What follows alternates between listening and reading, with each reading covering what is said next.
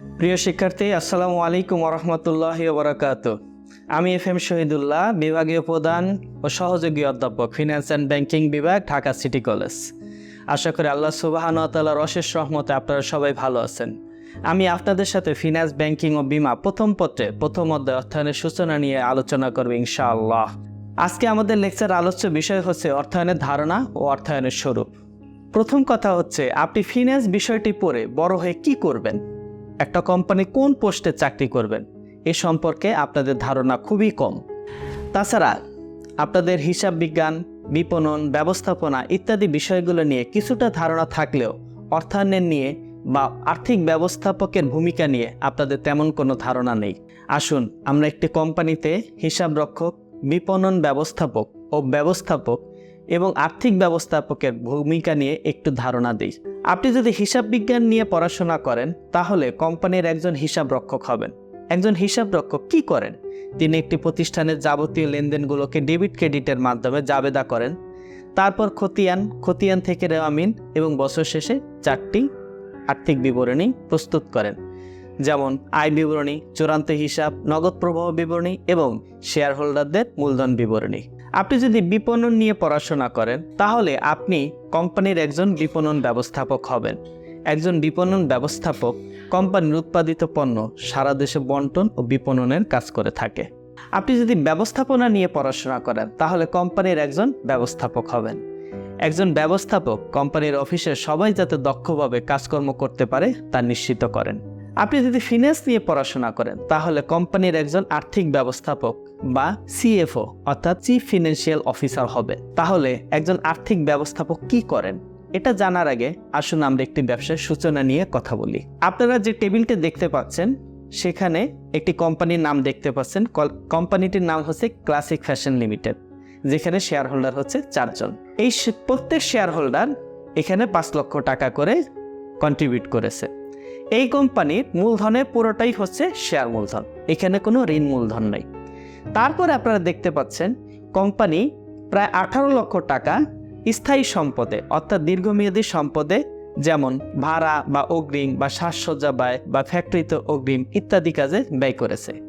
বাকি 2 লক্ষ টাকা সে তরল সম্পদে অথবা চলতি সম্পদে বিনিয়োগের জন্য রেখে দিয়েছে। একজন আর্থিক ব্যবস্থাপক একটি ব্যবসা প্রতিষ্ঠানে এই যাবতীয় তহবিল ব্যবস্থাপনা সংক্রান্ত কর্মকাণ্ড নিয়ে কাজ করে।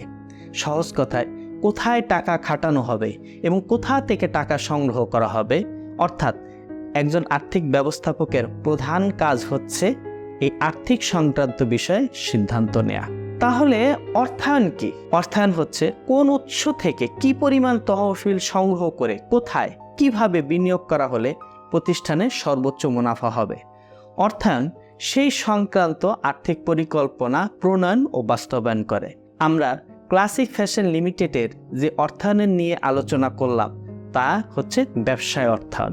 একটি কোম্পানির সবচেয়ে গুরুত্বপূর্ণ কাজ করে আর্থিক ব্যবস্থাপক। অর্থায়নের কাজ শেষ হওয়ার পর উৎপাদন ব্যবস্থাপক, বিপণন ব্যবস্থাপক, হিসাবরক্ষক ও সবার শেষে ব্যবস্থাপকের কাজ শুরু হয়। আমরা এখন LG গিটম্যানের অর্থায়নের একটি সংজ্ঞা নিয়ে আলোচনা করব।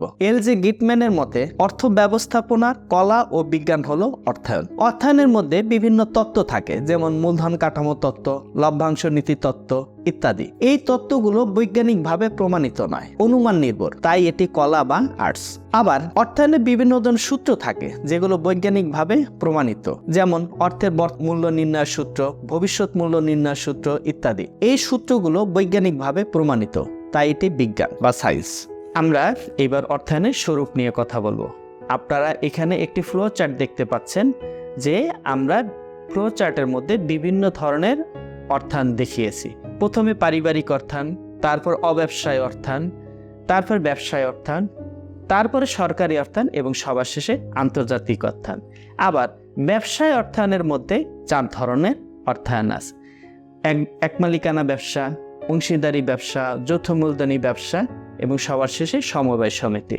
আমরা যৌথ মূলধনী কারবারের অর্থায়নের স্বরূপ নিয়ে আজকে আলোচনা করব।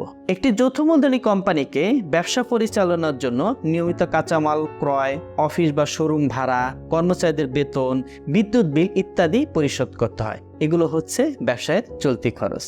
আবার অন্যদিকে ক্রেতার প্রয়োজনে শাখা বৃদ্ধি, নতুন যন্ত্রপাতি ক্রয়, পুরাতন যন্ত্রপাতির প্রতিস্থাপন, নতুন পণ্য আনান সহ বড় আকারের ব্যয় করতে হয়। এগুলো হচ্ছে কোম্পানির স্থায়ী ব্যয়। চলতি খরচ মেটানোর জন্য স্বল্পমেয়াদী উৎস থেকে টাকা সংগ্রহ করা হয় এবং স্থায়ী খরচ মেটানোর জন্য দীর্ঘমেয়াদী উৎস থেকে টাকা সংগ্রহ করা হয়। তাহলে চলতি খরচ মেটানোর জন্য স্বল্পমেয়াদী উৎস সমূহ কি কি? আপনারা দেখতে পাচ্ছেন, ধারে পণ্য ক্রয়, ব্যবসায় ঋণ, বাণিজ্যিক পত্র, ক্রেতার নিকট থেকে অগ্রিম, ব্যাংকের স্বীকৃতিপত্র। এই উৎসগুলো নিয়ে ইনশাআল্লাহ আমরা পঞ্চম অধ্যায়ে বিস্তারিত আলোচনা করব। স্থায়ী সম্পত্তিতে বিনিয়োগের জন্য তহবিলের উৎস সমূহ হলো শেয়ার মূলধন, দীর্ঘমেয়াদী ব্যাংক ঋণ, বন্ড বা ডিবেঞ্চার এবং সংরক্ষিত আয়। এগুলো নিয়ে ইনশাআল্লাহ আমরা ষষ্ঠ অধ্যায়ে বিস্তারিত আলোচনা করব। এবার আসি রাষ্ট্রীয় অর্থায়নের স্বরূপ নিয়ে। সরকারকেও রাষ্ট্র পরিচালনার জন্য দৈনন্দিন কিছু খরচ বহন করতে হয় এবং রাষ্ট্রের উন্নয়নের জন্য দীর্ঘমেয়াদী প্রকল্পে বিনিয়োগ করতে হয়। সরকারকে নিয়মিত যে সমস্ত স্বল্পমেয়াদী খরচ বহন করতে হয় তার মধ্যে সরকারি কর্মচারীদের বেতন, সরকারি মণিহারি ক্রয়, রাস্তাঘাট সংস্কার ইত্যাদি। এছাড়াও সরকারকে রাষ্ট্রের উন্নয়নকল্পে অনেক দীর্ঘমেয়াদী প্রকল্পে বিনিয়োগ করতে হয়, যেমন বড় বড় সেতু তৈরি, ফ্লাইওভার, ব্রিজ, মহাসড়ক তৈরি, হাসপাতাল তৈরি, শিক্ষা প্রতিষ্ঠান তৈরি, প্রতিরক্ষা বিভাগের জন্য যুদ্ধ সরঞ্জাম ক্রয় ইত্যাদি।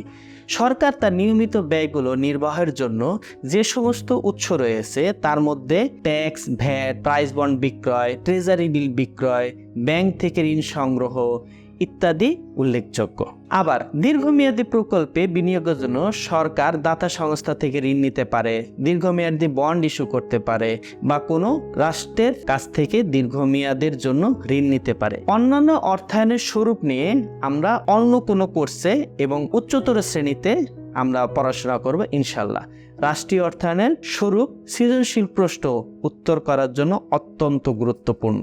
আমরা এখন উদ্দীপক থেকে কিভাবে সরকারি অর্থায়ন চিহ্নিত করব সেটা নিয়ে আলোচনা করব। যদি অর্থায়নটির আগে ব্যয় করে এবং পরে আয় নির্ধারণ করে তাহলে সেটা সরকারি অর্থায়ন। যদি অর্থায়নটি জনকল্যাণ, মানব কল্যাণ, রাষ্ট্র কল্যাণ এর জন্য ব্যয় করা হয় তাহলে সেটি সরকারি অর্থায়ন। যদি অর্থায়নটি রাষ্ট্রের কাজে ব্যবহৃত হয়, অর্থাৎ বড় সেতু, সড়ক, ফ্লাইওভার, ব্রিজ, শিক্ষা প্রতিষ্ঠান, হাসপাতাল তৈরি, যুদ্ধ সরঞ্জাম ক্রয় ইত্যাদি কাজে ব্যবহৃত হয় তাহলে সেটি সরকারি অর্থায়ন। যদি অর্থায়নটি tax, VAT, treasury bill, treasury bond, price bond ইত্যাদি থেকে করা হয় তাহলে সেটি সরকারি অর্থায়ন। অর্থাৎ কোন সৃজনশীল প্রশ্নে যদি উপরিউক্ত চারটি পয়েন্টের কোন একটি পয়েন্ট থাকে তাহলে সেটি সরকারি অর্থায়ন বা রাষ্ট্রীয় অর্থায়ন। আমরা এখন অর্থায়নের ধরন নিয়ে একটু সংক্ষিপ্ত আলোচনা করব। অর্থায়নের ধরন নিয়ে সৃজনশীল প্রশ্ন থাকে। নিচের 5টি পয়েন্ট মনে রাখলেই অর্থায়নের ধরন নিয়ে সৃজনশীল প্রশ্ন উত্তর করা যাবে।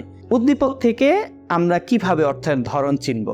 যদি অর্থায়নটি 1 বছর বা তার কম সময়ের জন্য করা হয় তাহলে সেটি স্বল্পমেয়াদী অর্থায়ন। যদি অর্থায়নটি 1 বছর থেকে বেশি কিন্তু 5 অথবা 7 বছর থেকে কম সময়ের জন্য করা হয় তাহলে সেটি মধ্যমেয়াদী অর্থায়ন। যদি অর্থায়নটি 5 বছর থেকে বেশি সময়ের জন্য করা হয় তাহলে সেটি দীর্ঘমেয়াদী অর্থায়ন।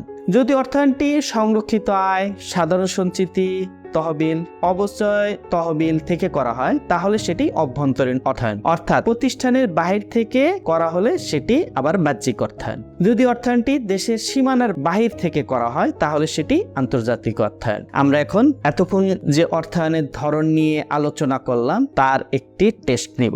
এই টেস্টটি সাজানো হয়েছে বিভিন্ন বোর্ডের সৃজনশীল প্রশ্ন থেকে। আমরা যদি এই প্রশ্নগুলো ঠিকঠাক মতন উত্তর দিতে পারি তাহলে ইনশাআল্লাহ আমরা বোর্ড পরীক্ষায় উত্তর করতে পারবো। আমরা এখন বিভিন্ন বোর্ডে আসা কিছু সৃজনশীল প্রশ্নের অংশবিশেষ নিয়ে আলোচনা করব এবং এই সমস্ত সৃজনশীল প্রশ্নের অংশবিশেষ থেকে আমরা অর্থায়নের স্বরূপ বা অর্থায়নের ধরন চিহ্নিত করার চেষ্টা করব। নাম্বার 1, বাংলাদেশ সরকার পদ্মা সেতু নির্মাণের জন্য বিশ্ব ব্যাংকের সাথে একটি ঋণ চুক্তি সম্পাদনের উদ্যোগ গ্রহণ করেছিল। পদ্মা সেতু নির্মাণের জন্য কোন ধরনের অর্থায়নের উদ্যোগ গ্রহণ করা হয়? যেহেতু বিশ্ব ব্যাংক থেকে অর্থায়নের উদ্যোগ গ্রহণ করা হয়েছে তাহলে এটি আন্তর্জাতিক অর্থায়ন, কারণ এটি দেশের সীমানার বাহির থেকে অর্থায়ন করা হচ্ছে। দ্বিতীয়ত, বিশ্বব্যাংক ঋণ মঞ্জুরের ক্ষেত্রে কঠিন শর্ত আরোপ করায় বাংলাদেশ সরকার অর্থায়নের বিকল্প উৎস হিসাবে নিজস্ব অর্থায়নের কথা ভাবল। সরকার নিজস্ব এবং বেসরকারি সহায়তায় অর্থায়নের মাধ্যমে সেতুটি নির্মাণের উদ্যোগ নিল। তাহলে পদ্মা সেতু নির্মাণে বিকল্প কোন অর্থায়নের উদ্যোগ গ্রহণ করেছে সরকার? এখানে সরকার যেহেতু নিজস্ব উৎস থেকে অর্থায়ন করবে, তাহলে এটি সরকারি অর্থায়ন। 3 নম্বর, করোনা ভাইরাসের ভ্যাকসিন তৈরির জন্য জেনিথ কোম্পানি 1 কোটি টাকা মূল্যের একটি নতুন মেশিন স্থাপন করেন। উক্ত অর্থ তারা এমন উৎস থেকে সংগ্রহ করবে যেখানে কর সুবিধা বিদ্যমান, কিন্তু অর্থ সরবরাহকারী প্রতিষ্ঠান ওই কোম্পানির সিদ্ধান্তে অংশ নিতে পারবে না। উদ্দীপক অনুযায়ী জেনিথ কোম্পানি নতুন মেশিনের জন্য কোন উৎস থেকে অর্থ সংগ্রহ করবে? এখানে যেহেতু কর সুবিধা পাওয়া যাবে এবং অর্থ সরবরাহকারী প্রতিষ্ঠান সিদ্ধান্তে অংশগ্রহণ করতে পারবে না, তাহলে এটি ঋণ মূলধন বা দীর্ঘমেয়াদী ঋণ বা বন্ড। 4 নম্বর, আশা লিমিটেড খেলনা উৎপাদনকারী প্রতিষ্ঠান। প্রতিষ্ঠানের ব্যবস্থাপক জনাব হাসান ব্যবসা সম্প্রসারণের জন্য নতুন 3টি বিনিয়োগ ক্ষেত্র চিহ্নিত করেছেন। সেগুলো হলো বারবি ডল, টমক্যাট ও মিকি মাউস। প্রকল্পে বিনিয়োগের জন্য জনাব হাসান 13% চক্রবৃদ্ধি সুদে 10 বছরের জন্য 30 লক্ষ টাকা ব্যাংক হতে ঋণ গ্রহণ করেন। তাহলে জনাব হাসান অর্থায়নের কোন উৎস হতে অর্থ সংগ্রহ করেছেন? এখানে 2টি উত্তর হতে পারে। প্রথমত, এটি দীর্ঘমেয়াদী অর্থায়ন। দ্বিতীয়ত, এটি ঋণ মূলধন বা দীর্ঘমেয়াদী ঋণ। 5 নম্বর, জনাব রাকিব একজন চাকরিজীবী। রাকিবের প্রতিষ্ঠানটি মূলত জনকল্যাণের উদ্দেশ্যে পরিচালিত। জনগণের জন্য প্রতিষ্ঠানটি সেতু, রাস্তাঘাট, ফ্লাইওভার নির্মাণ করে। এই প্রতিষ্ঠানের আয়ের উৎস জনগণের পরিশোধিত ভ্যাট, ট্যাক্স, শুল্ক ইত্যাদি। মিস্টার রাকিবের প্রতিষ্ঠানের অর্থায়নের ধরন কি? এটি সরকারি অর্থায়ন। 6 নম্বর, পদ্মা কোম্পানি একটি উৎপাদনকারী প্রতিষ্ঠান। পদ্মা কোম্পানি জামানতের ভিত্তিতে ঋণ গ্রহণ করে থাকে এবং অর্থের প্রাপ্যতা অনুসারে ব্যয় নির্ধারণ করে থাকে। পদ্মা কোম্পানি কোন ধরনের অর্থ সংস্থান করে থাকে? যেহেতু জামানতের ভিত্তিতে ঋণ গ্রহণ করবে, তাহলে এটি বন্ড বা দীর্ঘমেয়াদী ঋণ। প্রিয় শিক্ষার্থী, আজকের লেকচার ভিডিও নিয়ে কোনো প্রশ্ন থাকলে বা মতামত থাকলে কমেন্টস বক্সে জানান, ইনশাল্লাহ উত্তর পাবেন। আজকের লেকচার ভিডিওটি যদি ভালো লেগে থাকে তাহলে শেয়ার করে দিন, যাতে অন্যরা উপকৃত হতে পারে। ইনশাল্লাহ আমরা পরবর্তী ভিডিওতে অর্থায়নের কার্যাবলী বা আর্থিক ব্যবস্থাপকের গুরুত্বপূর্ণ সিদ্ধান্ত নিয়ে আলোচনা করব। সে পর্যন্ত অপেক্ষা থাকুন। আসসালামু আলাইকুম।